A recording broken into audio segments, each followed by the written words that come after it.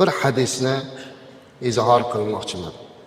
Bu hadis Imom Buxoriy hazratlarining Adabul Mufrad kitobida kelgan Jabir ibn Abdullah radhiyallohu anhu tomonidan rivoyat qilingan hadis.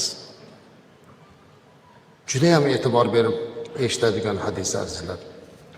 Jabir ibn Abdullah radhiyallohu anhu aytibdilarki, Rasululloh sallallohu alayhi va sallam deyaptilar.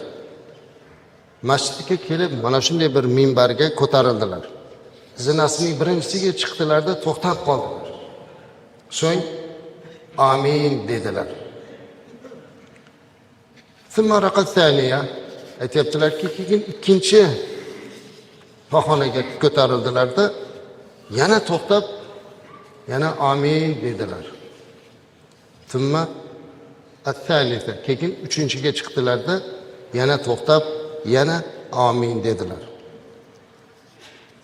Sahobalar payg'ambarimiz alayhissalomda yangi bir amalni ko'rsa albatta savol berardilar.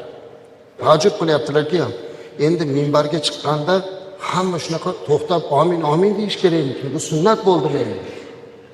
Shuning uchun Rasululloh sallallohu alayhi vasallamdan sahobalar so'radilarki, ya Rasululloh sallallohu alayhi vasallam, sizdan 3 marta amin amin deganda eshitdik dedilar. Shunda payg'ambarimiz alayhissalom aytdilarki, men mana shu zinaga chiqayotgan mahalimda Ja'ani Jibril alayhissalom, Jabroil alayhissalom keldilar. Jabroil alayhissalom kelib har bir pog'onaga chiqqanimda bittadan 3 ta duo qildilar. Men Jabroil alayhissalom duosiga qo'shilib amin amin deb qo'ydim dedilar. Amin degani vastajib duaahu deganida sharhida shunday keladi. Ya'ni Allohim bu duosini qabul ayla deganida aytibdilar. Endi Jabroil alayhissalom duo qildilar. Payg'ambarimiz alayhissalom Allohim Jabroil alayhissalom duosini qabul qil dedilar. Ya'ni o'zlari ham shu duoga qo'shildilar. Qarang qanday ajib. Butun payg'ambarlarga vahiy olib keladigan farishta duo qilyaptilar. Butun olamlarga rahmat bo'lib kelgan zot amin deyaptilar. Har qanday musulmon bu qanaqa duo ekan deydilar. Sahobalar ham shunday o'tiribdilar. Qanaqa duo edi u? Ne duo ediki siz amin dedingiz? Lekin bu duoni eshitar ekanmiz, vujudimiz titrab ketadi sizlar. Rasulimiz aytdilarki, men birinchi zinaga chiqqanimda minbarda Jabroil alayhissalom kelib quyidagi duoni qildilar.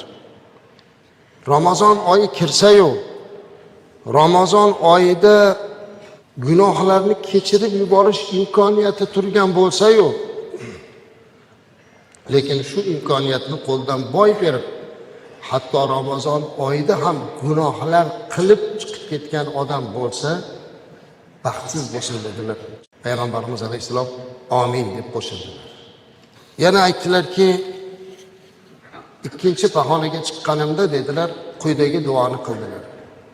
Kimning ota-onasi yoki har ikkisidan birisi, yo otasi, yo onasi hayot bo'lsa-yu, lekin ularni rozi qilib jannatga kirib olmagan odam bo'lsa, shaqiy dedilar. Bu ham baxtsiz bo'lsin dedilar Jabroil alayhissalom.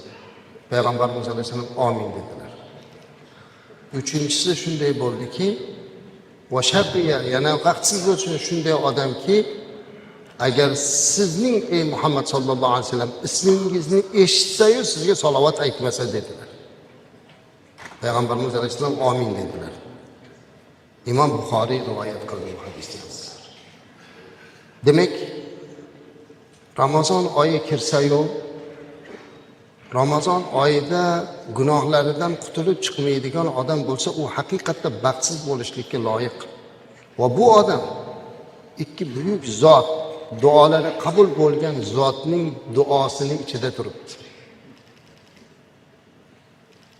Ramazon oyida Alloh taolo hammani gunohini kechirishni va'da qilayotgan bo'lsa azizlar, bu oyda ko'proq yaxshilik, ezgulik qilishlikni o'zimizga bir odat qilib olishimiz kerak.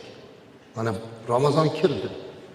Shuncha gunohlarni qildik, qancha beodobliklarimiz bor.